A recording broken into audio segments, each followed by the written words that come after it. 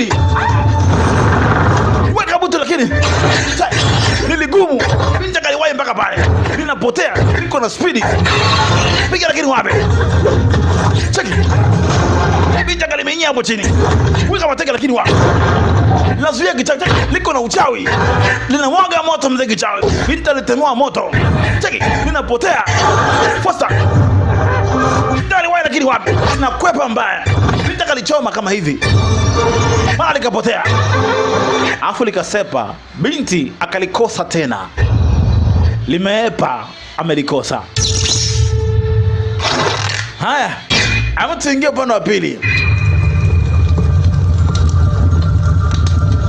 Leo usiku wakati amelala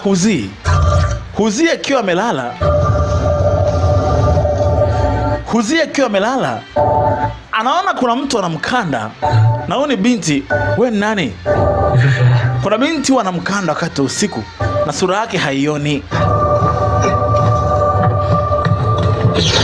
Akitaka kumfuata, anajikuta anazuiliwa. Kuna mtu, we nani? Kwa miaka 10 na kuona kwenye ndoto yangu kila siku. Kila siku ndotoni na kuona. We nani? Akasepa. Hey! We nani niambie? We nani? Mara anaamka kwenye usingizi. Hii ni ndoto ambayo anaiona kila siku. Cheki. Yaani moto! Anasikia nje kuna moto umewaka. Kutoka nje alikuta kijiji chote kinawaka moto. Kila nyumba inawaka moto.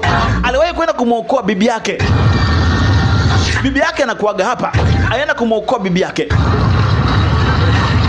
Bibi kamtoa, bibi alikuwa anaungua. Na bibi kumbuka ni kipofu haoni. Alimchukua kaja nao huku. Wananchi wametafaruku, ongea wanazima moto. Pale pale Chaochuang akafika. Watu wanaokoana. Watu ni wengi, moto umewaka ghafla wote. Na yeye anamfuata huyu ampe ile magic pen.